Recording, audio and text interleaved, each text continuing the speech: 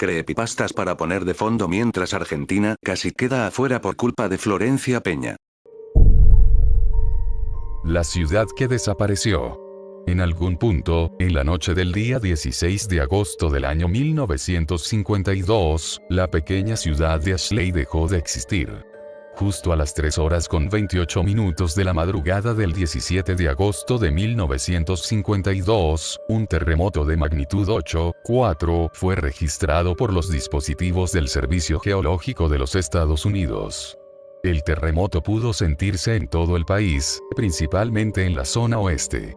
Según las estimaciones de los especialistas, el epicentro tuvo lugar en la ciudad de Ashley en el estado de Kansas. Cuando los cuerpos de emergencia y rescate llegaron a donde deberían estar las construcciones de la comunidad agrícola, solamente encontraron un grieta en el suelo desde la que salían enormes llamaradas. Con cerca de 1 kilómetro de largo y más de 500 metros de ancho, su profundidad nunca fue determinada. Luego de 12 días, los equipos de búsqueda estatal y local para los 679 habitantes de la ciudad de Ashley fueron retirados del lugar. La orden la dio el propio gobernador del estado de Kansas a las 21:15 del 29 de agosto de 1952. El total de los 679 residentes fueron dados por muertos. A las 2:27 de la madrugada del 30 de agosto de 1952 otro terremoto de magnitud 7,5 fue registrado por el Servicio Geológico de los Estados Unidos. Nuevamente, los especialistas determinaron que el epicentro había ocurrido donde antes se encontraba la ciudad de Ashley. Cuando los equipos de inspección llegaron para investigar a las 5:32 del mismo día, informaron que la fisura se había cerrado. En los 8 días que antecedieron al desaparecimiento de la ciudad y sus 679 habitantes, una serie de sucesos extraños e inexplicables fueron relatados por los habitantes y policía del área. En la tarde del día 8 de agosto, a las 17:13, un residente de Ashley llamado Jonathan Gabriel dijo haber visto algo extraño en el cielo. Como la pequeña ciudad no poseía una estación oficial de policía, el informe fue hecho a la delegación de la ciudad vecina llamada ICE. Gabriel relató algo que se asemejaba a una pequeña abertura negra en el cielo. 15 minutos después, la delegación de ICE se vio inundada con decenas de llamadas de personas que afirmaban haber divisado el mismo fenómeno. A la mañana siguiente un policía fue enviado hasta la ciudad de Ashley para investigar el fenómeno. A las 7:53, en la mañana del 9 de agosto, el oficial de policía de ICE, Ian Massey, se comunicó a la base por radio. Informó que, a pesar de haber seguido correctamente la carretera que llevaba hasta Ashley, se había perdido. De acuerdo con su informe, la carretera continuaba con el camino normal, pero de alguna forma acababa nuevamente en ICE. Massey también dijo que la carretera nunca hacía curvas o doblaba en alguna dirección. A las 9:15, un total de 10 patrullas de policía fueron enviadas para investigar la situación, y todos los miembros del equipo llegaron a la misma conclusión que Ian Massey. La carretera que antes llevaba hasta Ashley se había convertido en un camino de retorno a ICE. Las llamadas a la delegación de ICE continuaban, informando que la grieta negra en el cielo se hacía más grande. A todos los que llamaban se le hacía la recomendación de permanecer al interior de sus hogares y no salir a no ser que fuera absolutamente necesario. A las 20:17, la señora Elaine Cantor informó que el señor y la señora Milton, así como sus 2 hijos, habían desaparecido. Según la llamada de la señora Cántaro, la familia Milton había intentado salir de la ciudad en automóvil aquella misma tarde. Ellos nunca volvieron. Los policías nunca divisaron carro alguno o personas en la carretera. La mañana del 10 de agosto de 1952, las llamadas a la delegación de ICE desde la ciudad de Ashley relataban que la ciudad se encontraba en total oscuridad. El sol simplemente no había salido. A las 10:15, a petición de la policía de ICE, un helicóptero de la ciudad de Topeka sobrevoló la región donde se situaba la ciudad de Ashley.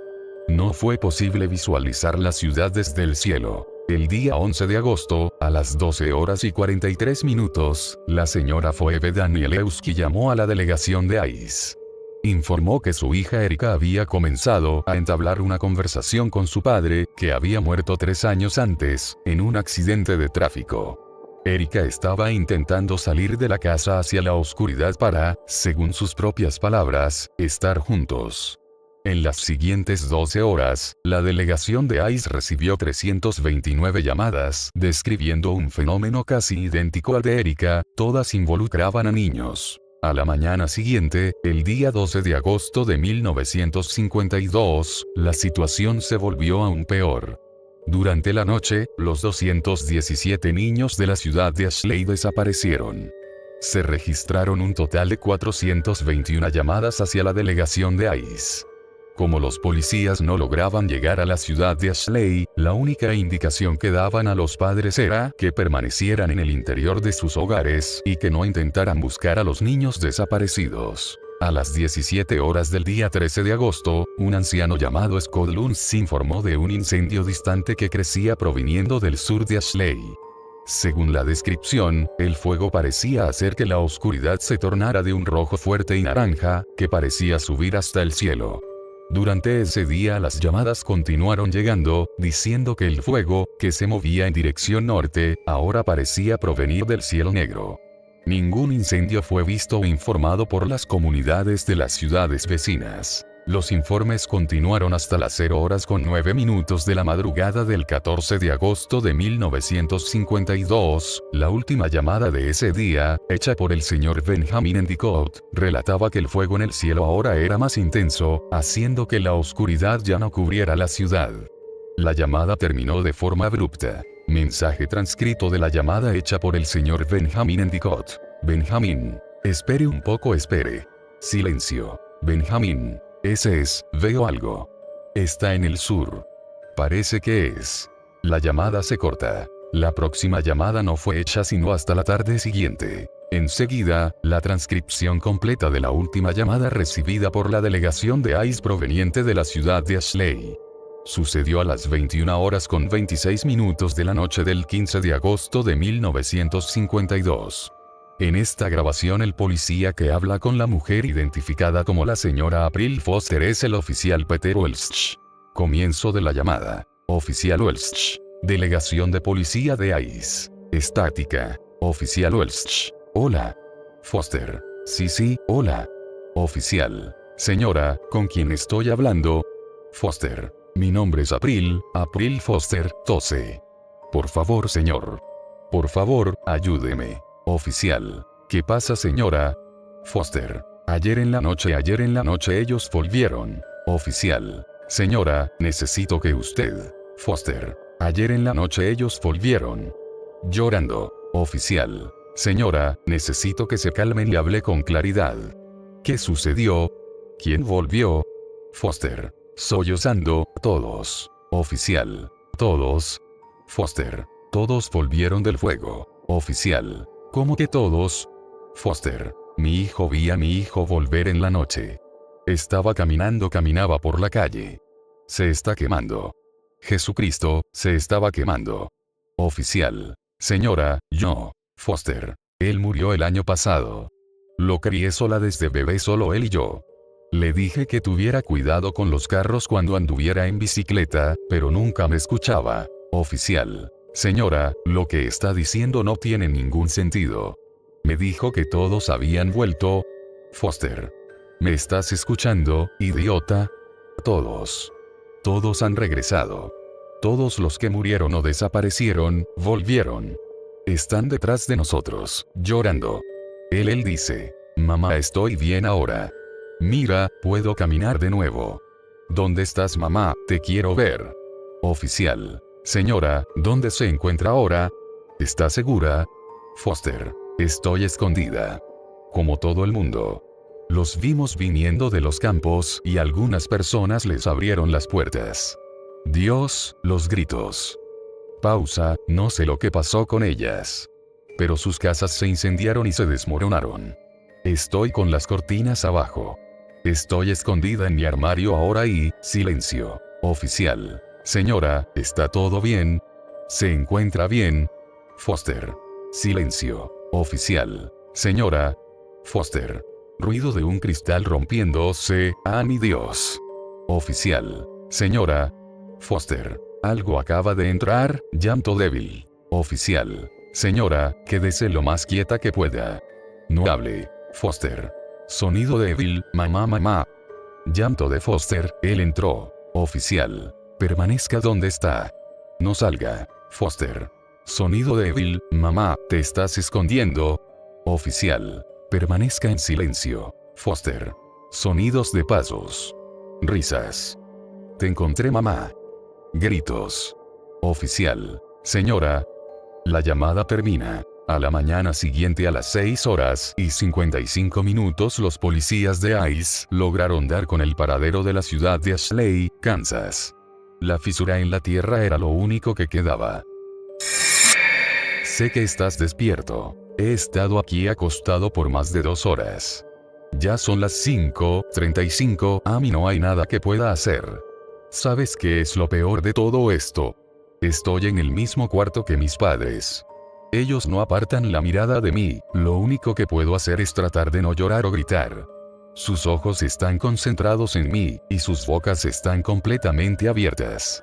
Hay un fuerte hedor de sangre en el aire y estoy paralizado del miedo. La cosa es que, en el momento de que dé la señal de que ya no estoy dormido, estaré completamente jodido. Moriré, y no habrá nadie ahí para salvarme. He estado pensando en alguna manera de escapar, pero lo único que puedo hacer sería correr lo más rápido que pueda, salir de mi casa, y gritar por ayuda, esperando que mis vecinos me oigan. Es arriesgado, pero si me quedo aquí igual moriré. Está esperando que me despierte y vea su obra maestra. Seguro te preguntarás a qué me refiero, te explicaré lo que sucedió esta mañana. Hace unas 3 horas ya, escuché unos gritos que venían del otro lado de la casa, me levanté a ver qué había ocurrido, pero me dieron unas ganas repentinas de ir al baño, en vez de hacer lo que debía hacer e ir a investigar, fui al baño primero. Hubiera muerto por mi estupidez. Pero miré desde la puerta del baño justo después de hacer mis obligaciones. Había sangre por todo el piso. Estaba muy preocupado y salí corriendo directo a mi cuarto a esconderme bajo mis sábanas. Traté de volverme a dormir como si todo fuera un sueño muy lúcido o algo. Luego escuché la puerta del baño abrirse. Como el niño asustadizo que soy, traté de observar desde mi cama qué estaba pasando. Pude ver que algo estaba arrastrando a mis padres, muertos. Lo que los arrastraba no era humano, parecía un cavernícola, era calvo y no parecía tener ojos, caminaba encorvado como si tuviera una joroba. Esta cosa era más lista que un animal común. Estaba consciente de lo que hacía. Recostó a mi padre a un lado de la cama, viéndome. Luego colocó a mi mamá en una silla del otro lado de la cama y la posicionó para que me observara también. Luego embarró sus garras en sangre y las frotó contra la pared, dibujando algún tipo de símbolo como si fuera su firma, para marcar lo que él llamaría una obra maestra. Y para terminar, escribió algo en la pared que no podía leer en la oscuridad. Luego se situó debajo de mi cama, para atacarme en el momento en el que me despertara. Desde entonces no he podido leer el mensaje, pero la habitación está comenzando a iluminarse por la luz del sol, siento que no debería leerlo, pero no puedo resistir el impulso de hacerlo, son solo 4 palabras. Sé que estás despierto.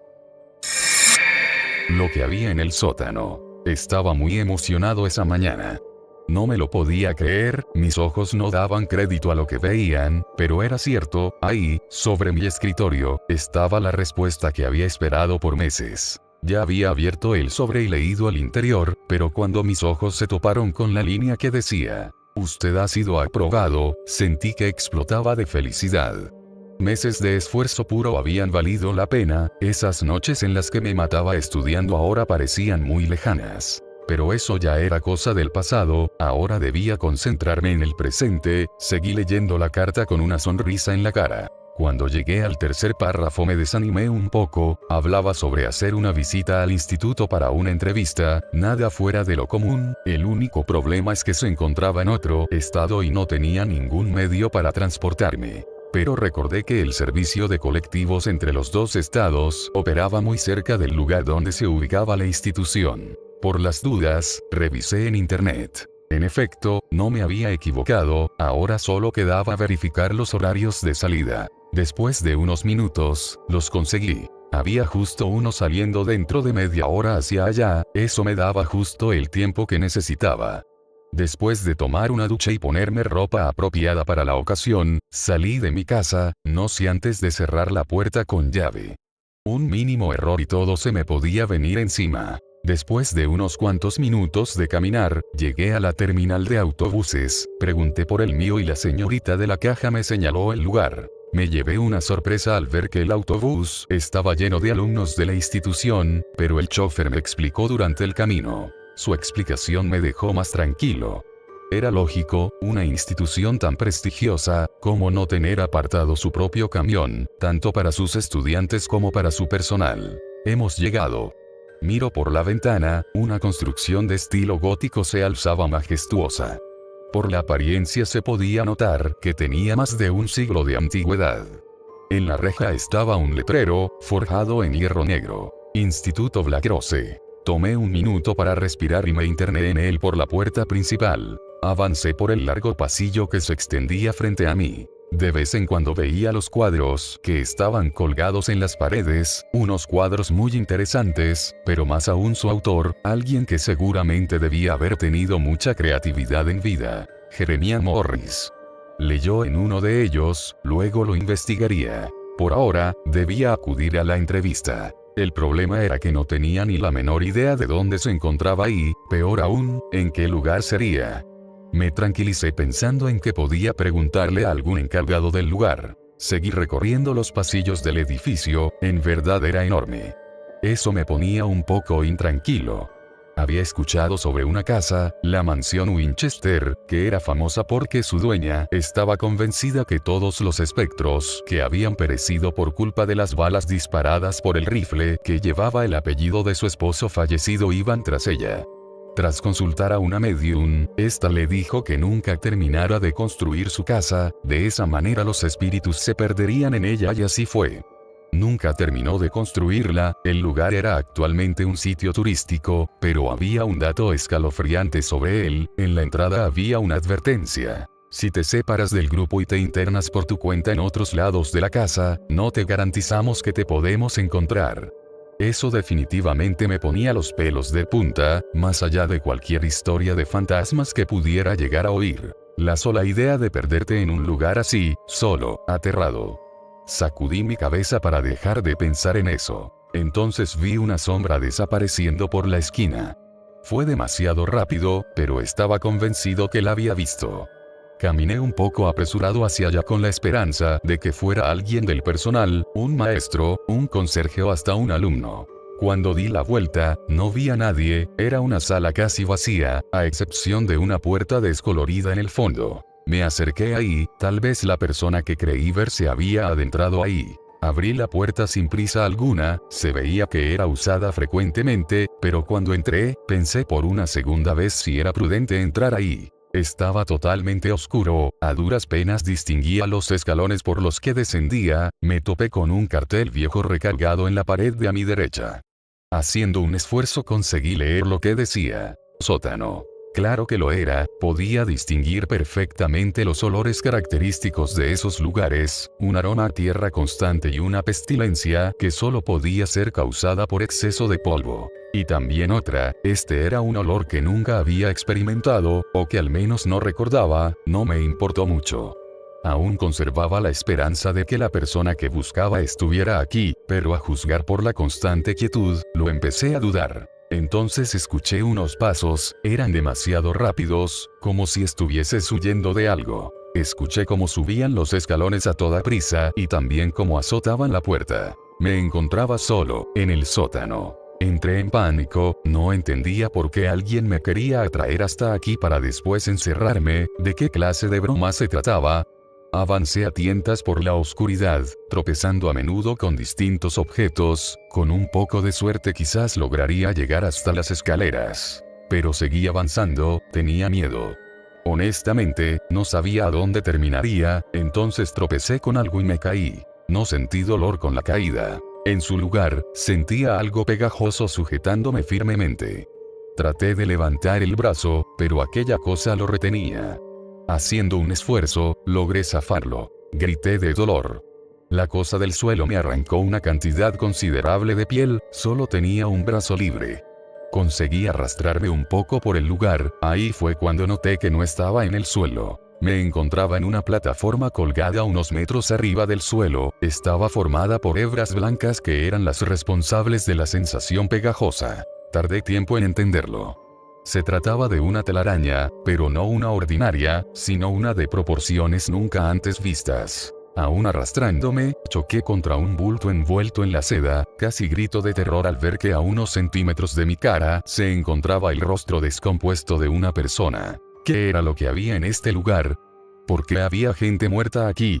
¿Qué clase de horrible secreto ocultaba este lugar?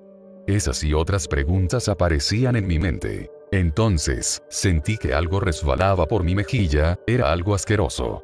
No quería hacerlo, pero lo hice. Volteé hacia arriba y grité al ver lo que había suspendido en el techo. Ahí colgada estaba una masa de pelos y carne, 3, 4, 5, 6, 7, no sé cuántos ojos pude distinguirle. Veía dos brazos que podían pasar como normales si no estuvieran hechos de pelo, pero también había una cantidad no especificada de extremidades largas y delgadas brotándole de la espalda. De su boca, consistente en un agujero rodeado de pedipalpos y colmillos, goteaba el líquido que me había caído. Antes de que pudiera hacer algo, se desprendió de su lugar y cayó sobre mí. Sentí como los curvos colmillos que poseía mordían mi espalda inoculando quizá un veneno, al instante sentí como me paralizaba poco a poco.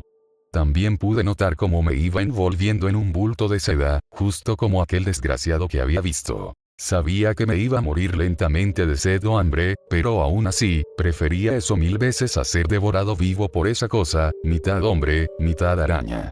No dudaba que tuviera tanta suerte, pero al menos sé qué era lo que se encontraba, no, lo que había ahí, en el sótano.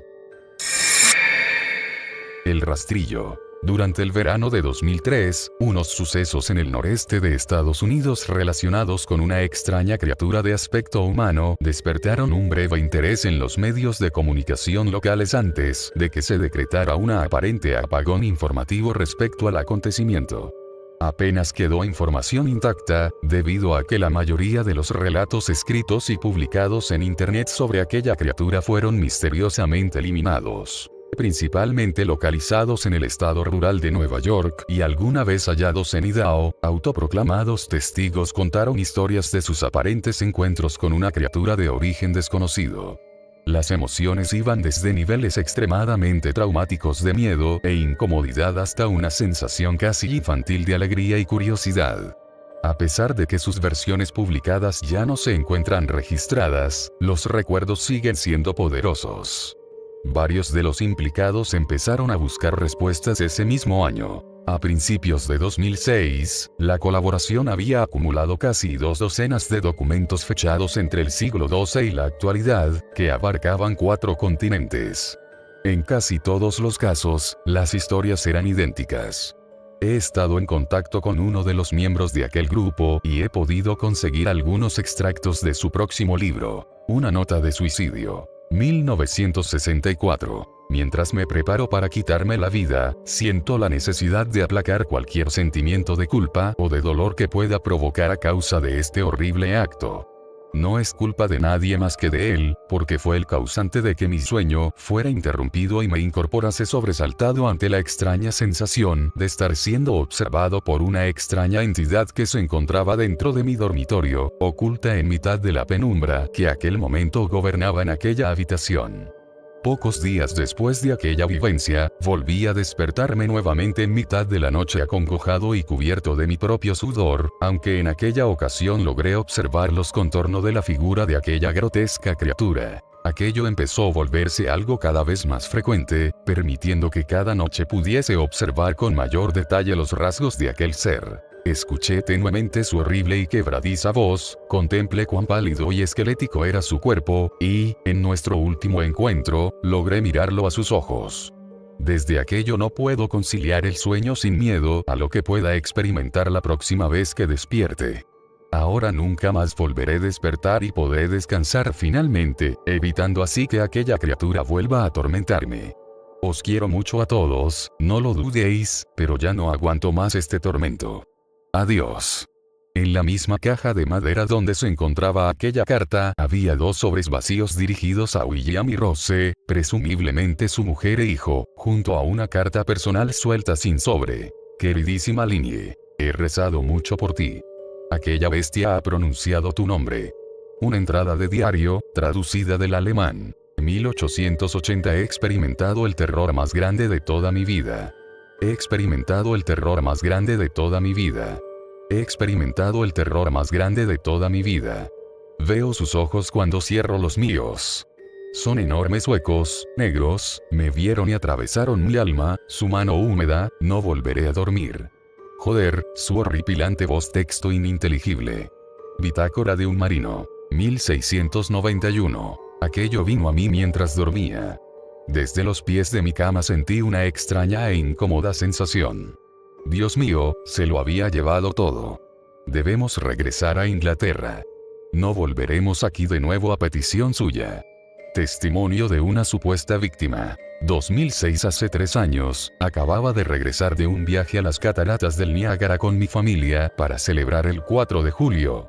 Todos nos encontrábamos agotados después de un largo día conduciendo, así que mi marido y yo acostamos a los niños y nos fuimos a dormir. A eso de las 4 de la mañana, me desperté pensando que mi marido se había levantado para ir al baño. Aproveché el momento para apropiarme de su lado de las sábanas, pero desafortunadamente él seguía ahí, envuelto completamente por aquellos harapos. Me disculpé con él y le dije que creía que se había levantado a hacer sus necesidades en mitad de la noche, porque no había notado su presencia. Sin embargo, cuando se volvió para mirarme, empezó a jadear efusivamente y apartó los pies del extremo de la cama tan deprisa que su rodilla casi me tira de la cama. Entonces me agarró y se quedó en completo silencio. Después de adaptarme a la oscuridad durante medio segundo, fui capaz de ver cuál era la causa de aquella extraña reacción. A los pies de la cama, sentado y de espaldas a nosotros, había lo que parecía ser un hombre desnudo, o una especie de perro grande y sin pelo. La posición de su cuerpo era inquietante y antinatural, como si lo hubiera atropellado un coche o algo así. Por alguna razón, no me asusté al instante, sino que me preocupé más por su estado. En ese momento, supuse que debíamos ayudarle. Mi marido trataba de mirar aterrorizado por encima del brazo y la rodilla de aquel ser, puesto que éste permanecía sentado en posición fetal, dirigiéndome de vez en cuando su mirada antes de regresar a observar a la criatura. En una ráfaga de movimientos, la criatura se escabulló por un lado de la cama y luego se arrastró velozmente mediante una especie de extraña sacudida a lo largo de la cama hasta que estuvo a menos de medio metro del rostro de mi marido.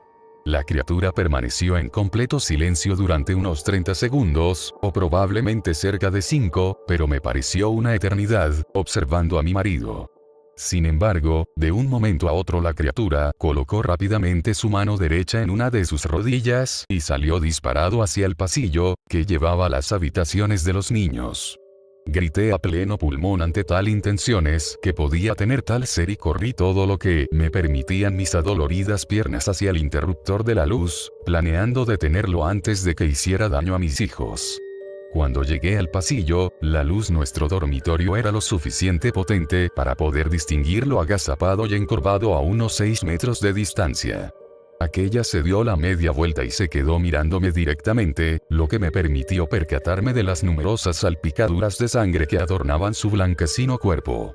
Accioné uno de los interruptores de aquel pasillo que se encontraban más cerca de nuestra habitación y me percaté de que estaba lastimando severamente a nuestra hija Clara con sus filosas garras. La criatura bajó corriendo las escaleras cuando se percató de cómo mi marido y yo nos acercábamos velozmente en auxilio de nuestra pequeña, armados con lo primero que fuimos capaces de agarrar de la habitación.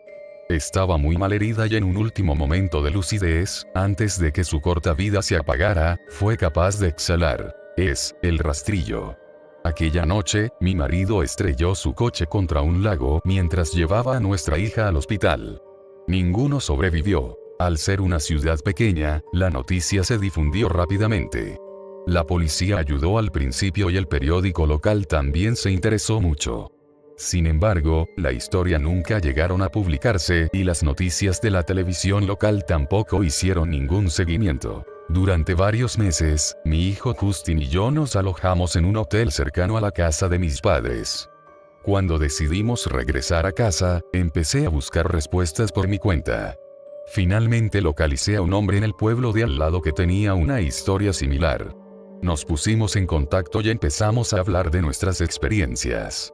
Sabía de otras 2 personas en Nueva York que habían visto a la criatura a la que ahora empezamos a referirnos como el rastrillo de Rake, para aquellos nativos de habla inglesa. Nos llevó a los 4 unos 2 años enteros de búsqueda en internet y escribir cientos de cartas para llegar a una pequeña colección de lo que creemos que eran relatos del rastrillo. Ninguno de ellos daba grandes detalles, simplemente eran historias sin ningún tipo de evidencia o meros intentos de seguimiento de la criatura. Por ejemplo, uno de los diarios que examinamos contenía una aparente entrada sobre la criatura en sus 3 primeras páginas, pero jamás volvió a mencionarla después de aquellas. Asimismo, en el diario de a bordo de un marinero no explicaba nada de su respectivo encuentro con aquel ser, solo que el rastrillo les exigió que se marcharan. Esa fue la última anotación de aquel diario. Hubo, sin embargo, muchos casos en los que el avistamiento de la criatura formaba parte de una serie de visitas a la misma persona.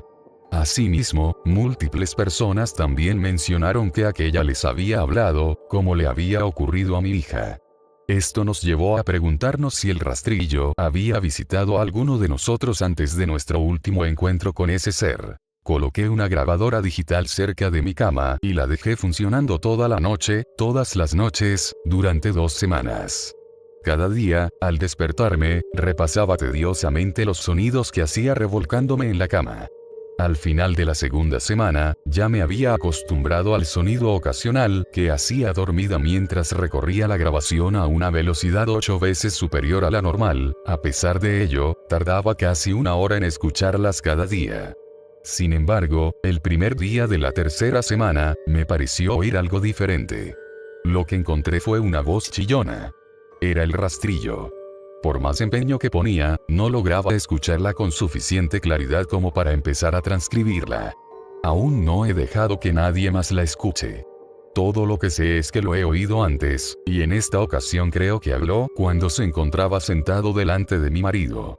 No recuerdo haber oído nada en ese preciso momento, pero, por alguna extraña razón, la voz de la grabadora me devuelve inmediatamente a ese momento. Los pensamientos que debieron pasar por la cabeza de mi hija me alteran mucho. No he visto al rastrillo desde que me arruinó la vida, pero sé que ha estado en mi habitación mientras dormía. Sé y temo que una noche me despertaré y le veré mirándome fijamente. Edificio B6. Estoy tratando de no respirar demasiado fuerte en este momento. Mi asma está actina y estoy agrupa para arriba en un armario en el sótano de un edificio de la escuela, sin usar para los niños sordos. En realidad nunca pensé que iba a encontrarme en una situación como esta, pero supongo que eso es solo una de las muchas sorpresas de la vida. Prácticamente la única foto decente que tomé de la entrada del edificio antes de que mi batería se agotó. Prácticamente la única foto decente que tomé de la entrada del edificio antes de que mi batería se agotó. Voy a empezar desde el principio, que estoy un poco de un explorador urbano, me gusta encontrar a viejos, edificios abandonados e investigarlas, solo un poco de mis aficiones. Me encontré con el que actualmente estoy atrapado en hace unas semanas durante un trote alrededor de un lugar en Maine llamado McWhorter Island. Empaqué mis cosas, que no eran más que una linterna, en una pequeña mochila y salí. El lugar en sí era un edificio de almacenamiento establecido aproximadamente en el centro de la isla con una pegatina en la puerta que decía B6. Llegué a las 6:30, por lo que seguro que llegará un día, cuando los niños estarían fuera de vacaciones. No era especialmente duro para entrar en el edificio, todo lo que necesitaba para entrar era una roca de tamaño mediano y una ventana delgada. Caminé con dificultad mi camino por una escalera ligeramente oxidado y de repente sentí como si hubiera salido de una máquina del tiempo que había conservado todo exactamente como lo había sido en la década de 1990. Encontré una vieja sala de ordenadores con 2 SD polvorientos, y todas las aulas tenían cartas de postura que mostraron una silueta de un niño con una perfectamente hacia atrás. Todo parecía exactamente igual que los niños habían conseguido todo listo para volver a casa después de un largo día y acababan nunca regresó. Había estado caminando alrededor de estos pasillos durante una media hora antes de empezar a darse cuenta de un olor extraño proveniente de una esquina del edificio. Yo sabía lo que era ahora, por supuesto, pero luego no pude identificarlo. Cuando fui a la esquina del edificio para investigar, yo sospechaba que era algo que se había quedado atascado en la pared y murió. Yo estaba medio bien. Cuando llegué a la habitación donde yo había identificado el olor, que vino otro salón de clases, pero una pequeña habitación simple, blanco con una escalera en el centro, sin duda, que conduce a un sótano. Reflexionando sobre mi decisión de bajar estas escaleras, ahora parece como algo que puedes gritarle a un personaje de la película de terror no hacer. Viajando por las escaleras de metal era como descender en el océano. Todo estaba recubierto de una gruesa capa de óxido, similar a la piel de metal rojo y espeso de los años sumergidos del Titanic. El sótano se compone de 2 habitaciones separadas por una pared que pasaron unos 5/6 a través de una gran sala, haciendo 2 más pequeños. Miré alrededor de la habitación en que estaba, asegurándose de brillar mi linterna en los rincones y grietas, y no vi nada más, unos cuantos cubos de limpieza y trapeadores, algunas herramientas. Probablemente debería mencionar ahora que el hedor había crecido a un nivel extremadamente incómodo. Yo tenía la parte delantera del cuello de la camisa sacó por encima de mi nariz con una máscara de gas improvisada. Al no ver nada de interés real en la primera sección del sótano, mostré las de mi linterna en la oscura extensión de la otra mitad. Encontrara un interruptor de luz que encendió, y al instante comencé arcadas. En una mesa de trabajo en la parte más alejada de la habitación, había lo que parecía ser un cuerpo humano, casi irreconocible en la condición en que se veía como una disección de la escuela secundaria de una rana. Su abdomen se cortó abierto y prieda aparte, de modo que uno podría inspeccionar todos los órganos, al igual que una autopsia. Algunas de las entrañas, que no pude identificar, fueron colocados en tupperware y se coloca en una pequeña mesa junto al banco donde el cuerpo estaba acostado. Las piernas de lo que ahora se identifica como un hombre de unos 19 años, tenían la piel muy retirado con precisión y colgando por la mesa de los pies del cuerpo. Abrí mis ojos de esta imagen horripilante y comencé agitado seco. Cuando mi cuerpo era bueno y hecho, una sensación de temor me llenó como vi pasos lentos, irregulares procedentes de las escaleras que conducen al sótano. Mi adrenalina se hizo presente y me abrió la puerta de un armario que estaba apoyado en el lado opuesto de la habitación y cerró la puerta. Esto me lleva a donde estoy ahora. Se está volviendo extremadamente difícil no dejar escapar un suspiro áspero, o ningún ruido en absoluto. Mi asma está se está quemando mi garganta tratando de no toser, apenas puedo respirar, mi inhalador está en mi mochila. No puedo llegar a ella para que no me pudiera alertar a la criatura. Puedo escucharlo arrastrando los pies en la otra habitación. Se sabe que hay algo aquí, dejé la luz encendida. Está caminando a mi lado de la habitación ahora. Se está volviendo extremadamente difícil no dejar escapar un suspiro áspero, o ningún ruido en absoluto. Oh mi Dios, es arrastrando los pies en la sala de 4 patas, que es humano, al menos yo creo que es. Simplemente parece un hombre, que no tiene ningún pelo o las orejas. La piel se extendía a través de sus huesos a fuerza, que me parece que podría estallar de un momento a otro. Se arrastró por el suelo de cemento como una de 4 patas de araña con solo muñones donde sus manos deberían estar. Estoy tratando tan duro como yo no puedo verlo, seguir diciendo a mí mismo que estoy a salvo detrás de la puerta del armario cerrado con llave. No se puede obtener a través de la cerradura, que es solo un poco de piel y huesos, nada para volverse loco acerca. Sé por mis años de escuela que solo el conserje tiene llaves de todas las taquillas, no hay manera que esta cosa puede entrar, solo voy a guardar silencio y esperar. Tendrá que salir en algún momento. La cosa va a la mesa con el cuerpo ahora. Se acaba de recoger uno de los trozos de carne de los contenedores tupperware y tomó un bocado de ella y en contra de todos mis esfuerzos me amordazaron. Su cabeza giró justo a mi manera y puedo ver su cara. Los lados de la boca cuelgan en un gesto casi caricaturesco y sus ojos se mueven alrededor de las taquillas antes de establecerse a sí mismos en mí, mirando a través de las rendijas de la puerta. No va a ser capaz de entrar, la puerta está cerrada con llave. De ninguna manera se puede conseguir más allá de eso, no hay manera. Pero a medida que veo detrás de él en la mesa me doy cuenta. Tiene llavero del conserje.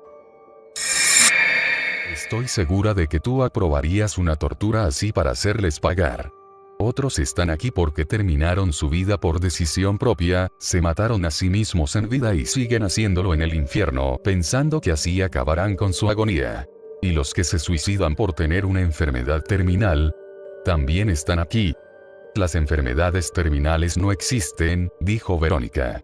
Solo existen los que pierden toda esperanza y quieren huir de la lucha y el dolor, y sí, esos están todos aquí. Señaló a uno de ellos que parecía no sufrir como el resto.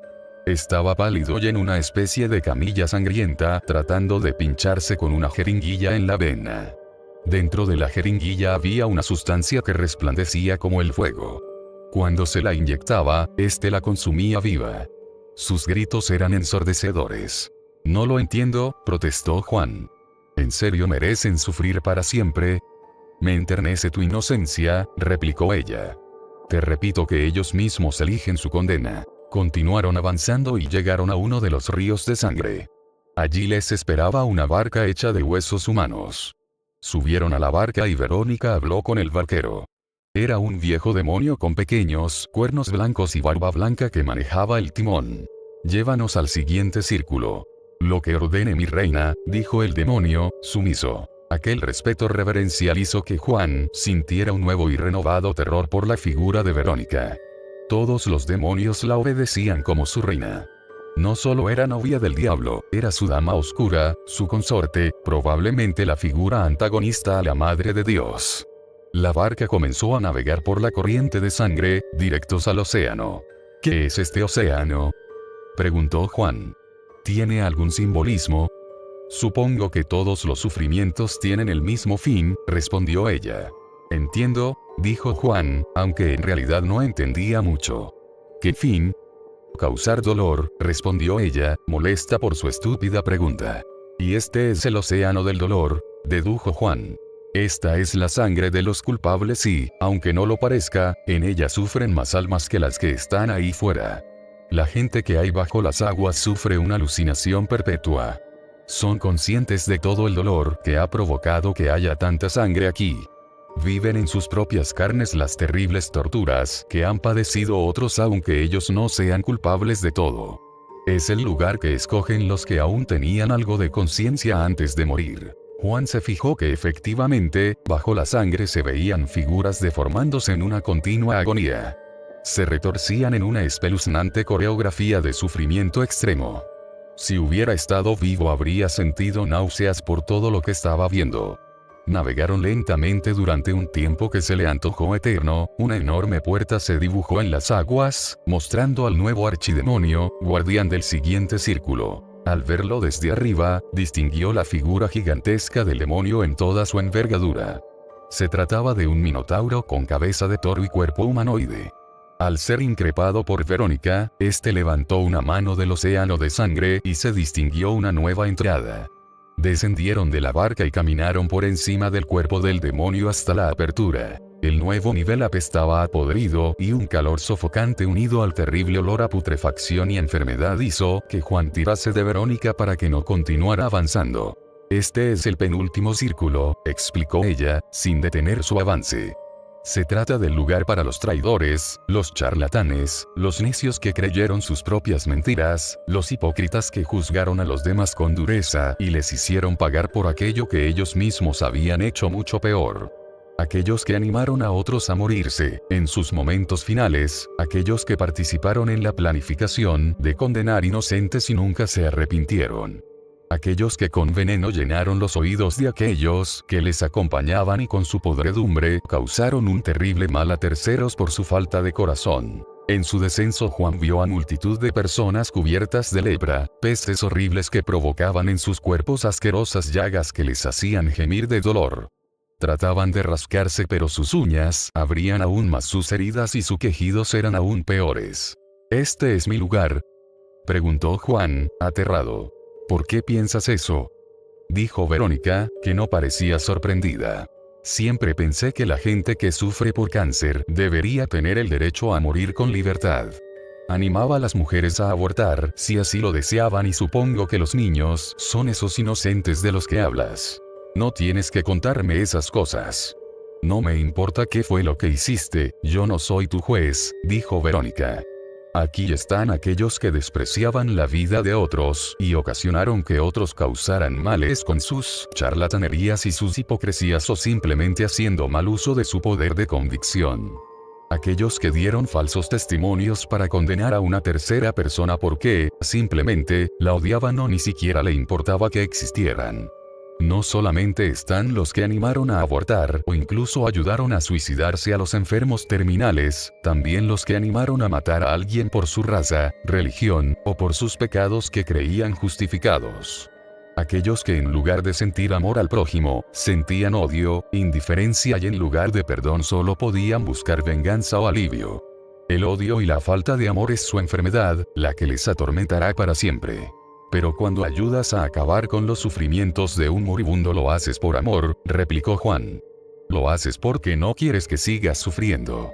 Como cuando ves un caracol semiaplastado en el suelo, lo pisas por misericordia, para que no sufra más. Puede que pienses eso de un caracol y de una persona porque la vida del caracol te importa tan poco como la de la persona. A eso es a lo que he llamado indiferencia. Te importa tan poco que esa persona siga con vida que prefieres matarla, o bien la matas para no sufrir pensando en lo mucho que sufre. No porque la quieras, sino porque tú sufres con ella. Pero no puede ser que la gente se castigue de esta manera por liberar a un moribundo de su dolor. Lo que ves es elección suya, cuando han conocido la verdad. Ya has visto lo que padecen eternamente aquellos que se rinden y buscan la muerte voluntariamente. Estos han empujado a aquellos a su infierno. ¿Qué es preferible, un dolor pasajero en los últimos días de tu vida o causarle un dolor eterno? Juan palideció. Visto de ese modo las cosas no parecían tan simples. ¿Y los niños abortados? Ellos son víctimas inocentes. Pero al no haber conocido el amor de Dios, se quedan en nivel del abrazo perpetuo, el primer círculo del cielo. Sus madres no se sentirán tan culpables, entonces. Les han ahorrado el sufrimiento eterno. Muchas de ellas se arrepienten en vida. Pero la mayoría no. Al mostrarles la verdad y descubrir lo que podría haber sido su hijo si hubiera nacido, se condenan a morir de la misma forma horrible que les hicieron morir a ellos. Juan se entristeció al saber eso. En ese caso, merezco este infierno, repitió Juan. Puede que este sea tu lugar, si así lo eliges. Pero aún debes conocer el último círculo. Lo sé, terminaré aquí. Juan comenzó a llorar, por primera vez, sintiéndose culpable. No lo sabrás hasta que superes tu juicio, dijo Verónica, impasible. Vamos, acompáñame al círculo final, el círculo de la verdad. El lugar donde mora el diablo. La verdad. Eso no suena tan mal. Aún no la conoces. ¿Es una mujer? No.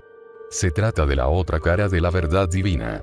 La verdad necesaria para que el universo se sostenga. Juan sintió curiosidad y prefirió pensar en esa verdad antes que fijarse en las terribles enfermedades que aquejaban a aquellas gentes que sufrían sin cesar. La llegada a la última puerta les llevó horas de avance continuo entre las almas consumidas por la enfermedad. El hedor y el espectáculo que vieron le quitaron las ganas de hablar. Caminar entre esas gentes le llenaba los pies de mucosidades nauseabundas de modo que trató de fijar su mirada en la única cosa que le producía cierto sosiego, la figura vestida de negro que era Verónica, abriéndose paso a través de esos enfermos. Por alguna razón, al contemplarla sintió fuerzas para volver a resistirse. Pensó intentarlo de nuevo, tratar de convencerla para que se arrepintiera y así le sacara a él de allí. Pero conocer esa verdad era ahora lo que más le atraía. Le parecía increíblemente injusto que el diablo la obligara a permanecer en el infierno hasta el fin. Y aún más increíble que viviera en el último círculo y que éste tuviera ese nombre, la verdad. ¿No se suponía que era el maestro de la mentira? Al menos tú estarás allí conmigo, dijo Juan. Verónica se volvió y negó con la cabeza. Todos los que están en ese círculo están solos. Incluido el diablo. Eso no puede ser, replicó Juan. Querrás decir que se sentirán solos. Lo entenderás cuando lleguemos. Ya distinguían entre el gentío de leprosos una puerta lejana con un archidemonio tan imponente que incluso en la lejanía se veía gigantesco. Ningún enfermo se acercaba a la criatura y los que lo hacían eran devorados por ella. En lugar de desaparecer, esas almas daban textura a la piel del leviatán en un infructuoso grito que nunca salía de sus bocas. El monstruo tenía 6 brazos y aunque estaba tumbado, se distinguían 6 patas como de búfalo. 6 cuernos salían de su cabeza de jabalí y sus 6 ojos parecían dominar todo el inframundo. Esa es la bestia de la que habla el Apocalipsis, dijo Verónica. El leviatán, la bestia o como prefieras llamarla. ¿Es que esa cosa va a acampar por el mundo a sus anchas cuando llegue el fin del mundo? ¿Es que no ves que ya está acampando a sus anchas? Su tamaño tan desmedido se debe al ingente número de almas que devora, personas cada día más numerosas. Cada persona que vive del modo que merece este círculo de dolor forma parte de su cuerpo. De igual modo que los que comparten el cuerpo de Cristo y viven como Él son hijos de Dios. Lo que la gente hace en vida refleja lo que va a sufrir o disfrutar en la eternidad. Juan estaba sobrecogido. Tanta gente, amigos, familiares, conocidos eran parte de la bestia. Él mismo lo había sido y por ello estaba seguro de que terminaría allí. Sintió que su corazón aún podía sentir dolor y lloró con desconsuelo por haber sido, sin saberlo, instrumento del mal toda su vida. No podremos hablar cuando crucemos la última puerta, explicó Verónica, cortándole el llanto. Si tienes alguna pregunta que hacerme antes, te la responderé ahora. Juan la miró y trató de pensar en algo que no entendiera. Finalmente se le ocurrió una pregunta. ¿Dónde están los lujuriosos? Preguntó, creyendo que se había perdido una parte del infierno. Los violadores están en el círculo de la sangre. Los lascivos, adúlteros y pervertidos tienen su lugar en la Gehenna. No existe un círculo especial para ellos, los 7 pecados capitales son idénticos en importancia. Sería necesario un círculo para cada uno de ellos cuando la culpa es la misma. Todos los excesos son igual de malos. Juan se sintió en cierto modo aliviado. No es que él fuera un lascivo ni un pervertido, pero el pecado de la masturbación, la continua tentación de la lujuria, era algo que siempre le había molestado, que fuera considerado maligna ya que no entendía qué tenía de malo, salvo en casos de infidelidad o violación. Se preguntaba hasta qué punto era castigada la lujuria en el infierno. No se lo diría a Verónica, pero él tenía bastantes pecados de esos. ¿Cuántas veces se habría masturbado? ¿Tendría que ir de un círculo a otro para pagar por todo o solo por su pecado más grande? ¿Qué me dices de la masturbación?, preguntó Juan. ¿No hay un castigo para los que lo hacen continuamente? ¿No lo hace casi todo el mundo? ¿Y para los homosexuales? ¿No tienen su parte del infierno por ir contra la naturaleza? Verónica se volvió y negó con la cabeza. Tienes que entender que se juzga a cada uno por el mal que ha causado a otros, incluso a sí mismos. ¿Y la masturbación es mala para uno mismo? ¿Tener sexo con alguien que quieres, del mismo sexo, es malo? ¿Acaso te sientes bien cuando terminas? ¿Qué te dice tu conciencia? Solo te parece buena antes, como todo pecado. No parece tan malo, no hago daño a nadie, te dices a continuación. Lo haces y en cuanto terminas sientes que has hecho algo malo.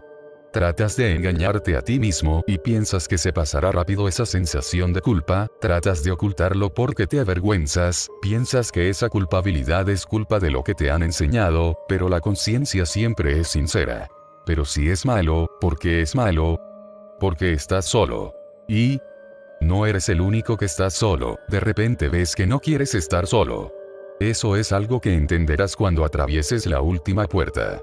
Las parejas no se sienten mal cuando lo hacen.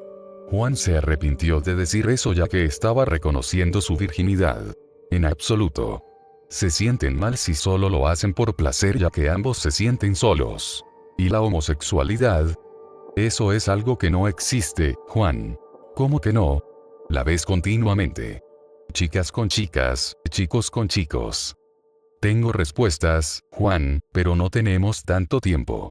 Dios permitió al hombre que se pudiera unir a otra persona para procrear y para no sentirse solas. Hay personas destinadas a estar juntas a pesar de que en sí mismas no puedan engendrar vida. Los hay que son hombre y mujer y uno es estéril. No es razón suficiente para que se tengan que separar, ya que lo que les une es el amor. Si son fieles, y no hacen daño al otro, la homosexualidad pierde sentido. Son dos personas que se aman y que son fieles. El problema es la gente que solo quiere a su pareja por el sexo, y eso abunda demasiado tanto entre los homosexuales como en los heterosexuales. En esos casos, el daño termina llegando, pero eso es un tema muy complejo. Al final solo hay una verdad, y es que todo el mundo tiene un juicio y se juzga a sí mismo. La mayor justicia posible es cuando el juez es justo y es el mismo inculpado, que conoce toda la verdad sin lugar a dudas. Los que juzgan a los homosexuales son culpables de algo, y es que nunca debieron convertirse en jueces de otros. Juan contempló en la distancia la última entrada. Aún caminaban por el archidemonio y tenían un gran trecho por recorrer. Estaban atravesando su espina dorsal y se aproximaban a su cabeza. La entrada al siguiente círculo estaba en su boca, que estaba semiabierta. ¿Has atravesado aquella puerta?, preguntó Juan. ¿Se puede salir de allí? Entrar en esa puerta es elevar tu conciencia a un plano superior. Puedes salir a donde quieras, puedes volver al mundo, como yo, y puedes hacer tantas cosas como los ángeles del cielo. La libertad no es sino una condena eterna para aquellos que hemos visto la verdad. Los demonios más poderosos vienen de allí, ni siquiera Dios puede derrotarlos, en todo caso neutralizarlos. Pero si es así, ¿los demonios podrían derrotar algún día a Dios?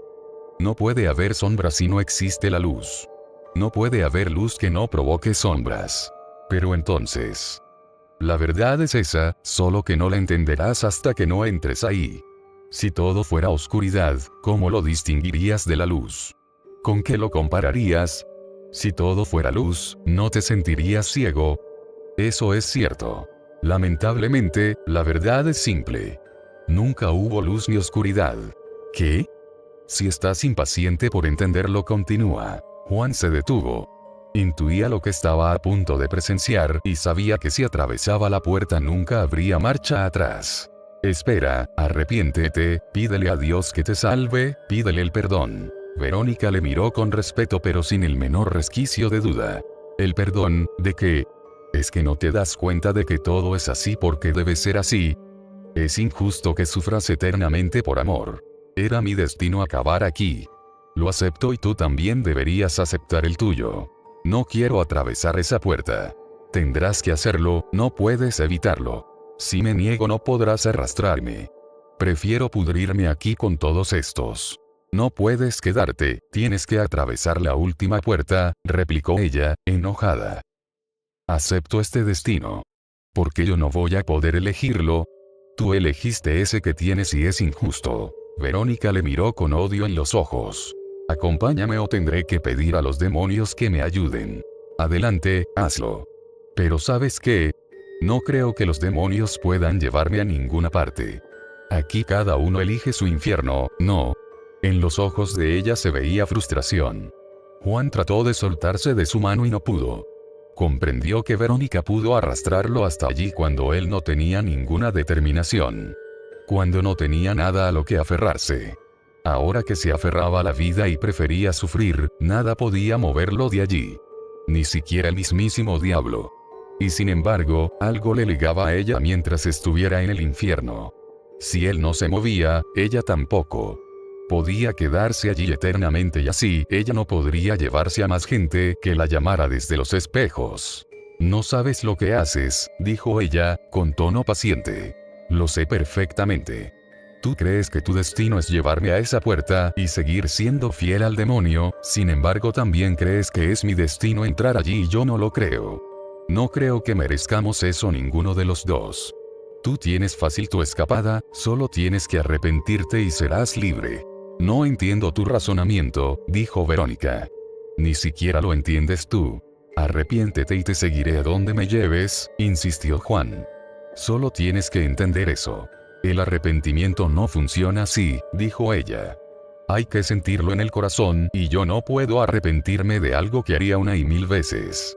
En mis 17 años de vida he aprendido que si no puedes arrepentirte de algo que sabes que hiciste mal, lo que tienes que hacer es repetir lo siento hasta que tú mismo te lo creas. ¿Cómo podría arrepentirme de vivir los momentos más felices de mi vida? ¿Es que piensas que ese Pedro es el único hombre que puede hacerte feliz? Pedro es el único hombre que me hizo feliz, replicó ella, malhumorada. Pues date una oportunidad. Un hombre infiel nunca da felicidad, solo sufrimiento. Vuelve a la vida, quiérete a ti misma y sobre todo no te culpes por su muerte. Nadie puede obligar a nadie a amar, para bien o para mal. Créeme que si él te amó y murió por ese amor, no fue culpa tuya. He amado a varias chicas que no me correspondieron por mucho que insistí. El amor de otros no es responsabilidad nuestra. Por primera vez ella se mostró dubitativa. ¿Acaso importa de quién es la culpa?, replicó ella, con lágrimas en los ojos. Todo lo arreglas con decir quién merece esto o aquello. ¿Acaso no has visto cómo están estos hombres? Corroídos por sus propios juicios, destrozados por la enfermedad del ego. ¿Qué te hace a ti juez y verdugo de nada? Ya te lo he dicho. Acepto este infierno, no pienso moverme de aquí, me merezco esto. No eres tú quien juzga, contestó ella, enojada. No eres nada, no tienes ese poder. La ira de Verónica se reflejó en el color de sus ojos que se tornaron color rojizo.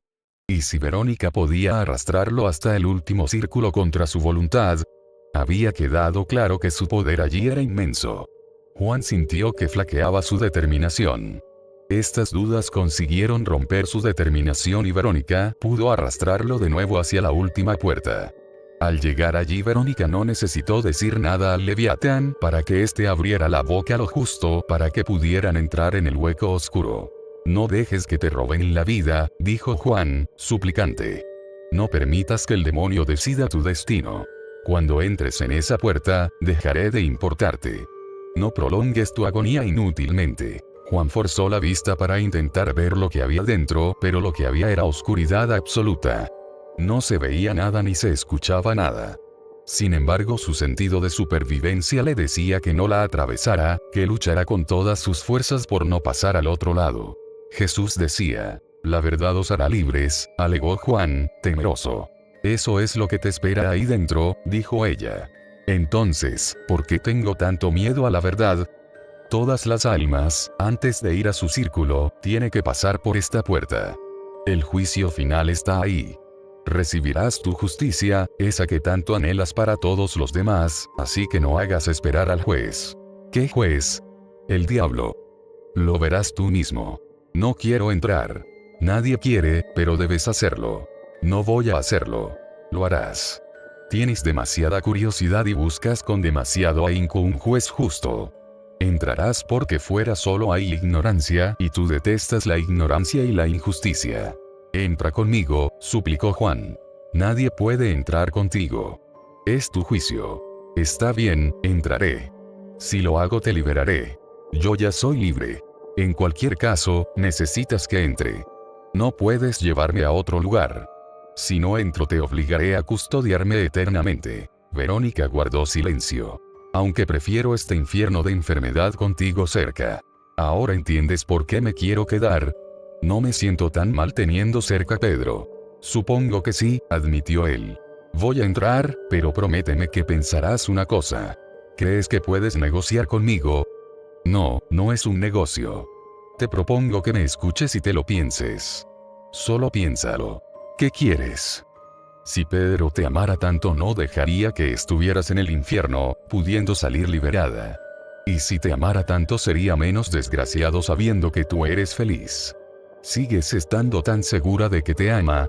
¿O te quiere cerca por egoísmo en lugar de por amor?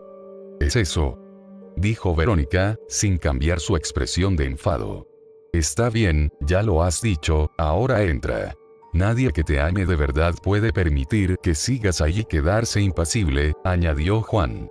Cualquier hombre enamorado daría la vida por salvar a su amada del infierno. Dudo que nadie pueda amarme más intensamente que Pedro, sentenció ella. Está bien, lo he intentado. Voy a cruzar el umbral, dijo Juan, rendido ante la terquedad de Verónica. Caminó hacia la puerta y por primera vez sintió que su mano se liberaba del contacto de ella. Se sintió solo incluso antes de atravesar la puerta. Quiso volverse, seguir dialogando con ella, tratar de convencerla para que se salvara a pesar de que ya era tarde para él. Pero había dado su palabra, debía atravesar ese umbral oscuro. Su pie atravesó la cortina de oscuridad y a continuación se vio desde dentro. Se vio a sí mismo, a Verónica, a todas las almas del infierno, a todas las almas del mundo, a las del cielo, todos los planetas del sistema solar, los infinitos sistemas solares, las galaxias y finalmente se vio a sí mismo. Estaba solo. No tenía cuerpo. Ni siquiera tenía un recuerdo claro de lo que había pasado. ¿Quién era? Su mente había sufrido un cambio radical, se había abierto a todos los misterios y podía comprenderlo todo. Había perdido la conciencia de cuerpo individual, ahora veía miles de millones de vidas en su mente, en todos los segundos de historia del universo que eran incontables para el ser humano. En su interior sintió que todo cuanto había experimentado, cada vida, cada eón, había sido un sueño y que ninguna persona había existido en realidad. Todas estaban en su mente. Pero él no era Juan, sino en una mente que lo abarcaba todo, desde la más pequeña mota de polvo hasta la más grande de las estrellas del universo. Un mundo infinito en constante expansión que solo existía dentro de él. No había nada más, esa era la verdad. Solo existía él. No había ni luz ni oscuridad. Y con esa certeza tenía el poder de entrar en la mente de cualquiera y ver sus pensamientos. No dejaba de ser irónico. De repente entendió que cuando el hombre se niega a creer en Dios, no es más que un pensamiento reflejado de la propia mente de Dios por intentar olvidar su soledad. Negándose a sí mismo, todo lo demás existía. Todo el mundo se siente solo porque todas las mentes del mundo son pensamientos de un Dios que está solo. Cada persona, cada criatura, cada cosa, se relacionan unas con otras creando así la ilusión de que en realidad hay muchas cosas a su alrededor. Entendió que el diablo era la única criatura capaz de causarle dolor a Dios, ya que era la parte de la mente de Dios que se obstinaba en recordarle la verdad, el que le decía continuamente que el mundo que había creado en realidad no existía y el único que podía entrar en ese mundo y demostrarle continuamente que si lo destruía no pasaba nada porque en realidad nunca existió. Era el que se empeñaba en romper las reglas. Si el diablo conseguía demostrar que todo era fatuo, Dios abandonaría la ilusión de su creación y todo, absolutamente todo, dejaría de existir. Por ello nunca podía vencer a Dios, había demasiado en juego. ¿Por qué Dios deja que ocurran cosas malas? No puede evitarlo. El mal busca la destrucción de lo que su mente creadora se empeña en preservar. Cuanto más empeño pone Dios en hacer algo perfecto, más empeño pone el diablo en destruirlo. Cuanto más empeño ponen las personas buenas en ayudar a los demás, más se empeñan las malas en aislarse y buscar esa soledad. Cuanto más aman las personas buenas, más lejos se encontraban de esa cruda y horrible realidad, ya que ayudando a otros se unen y la soledad desaparece. Menos conscientes son de la verdad. Esa certeza le causó un gran dolor y se forzó a volver a dormir, retornar a su sueño eterno. Su mente regresó a lo que él había sido, un chico joven llamado Juan que pretendía escapar del infierno. ¿Cómo se puede escapar de un lugar que no existe? Sabía que podía usar su poder creativo para hacer un nuevo paraíso, buscarle una solución a su problema. Podía hacer lo que le diera la gana porque era Dios.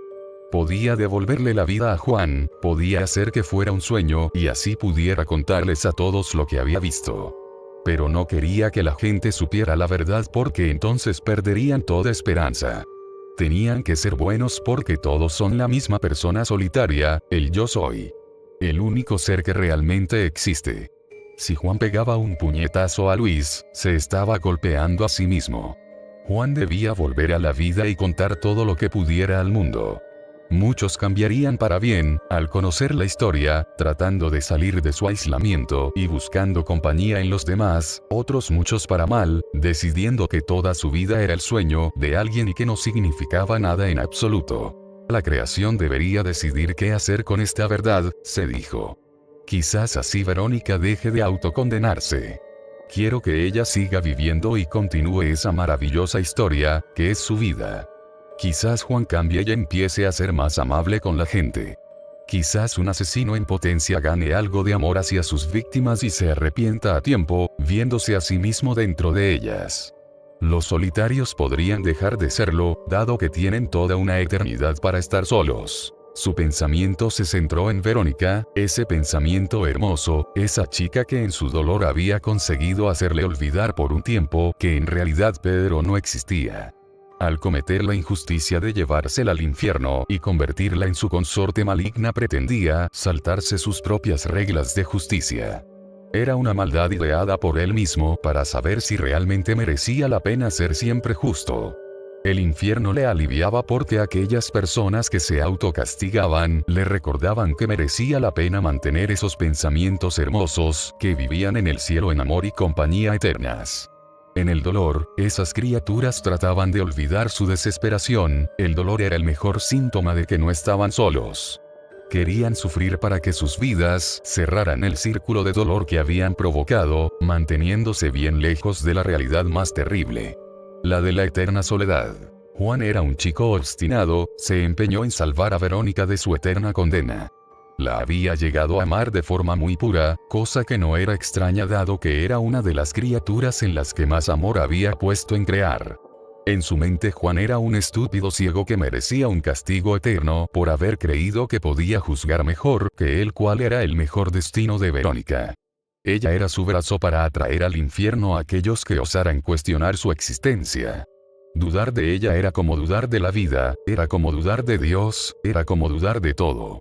Sin embargo, sabía que la raza humana tenía capacidad de juicio porque él se la había dado. En su mundo perfecto nada pasaba sin una razón, todo era juzgado y los jueces eran los propios juzgados. Juan había dicho a Verónica una verdad que hacía que se planteara de nuevo su eterna condena injusta. Debía liberarla. Pedro la ataba al infierno, pero Pedro realmente no la amaba. Se aferraba a ella por miedo, su miedo a la soledad. Verónica no debía permanecer más tiempo bajo su mandato férreo y Pedro tendría que sufrir aún más. En cuanto a Juan, no era justa una muerte así. Podía seguir condenando personas injustamente para así provocar un desequilibrio que lograra finalmente que la creación perdiera consistencia y Dios perdiera interés en ella. Pero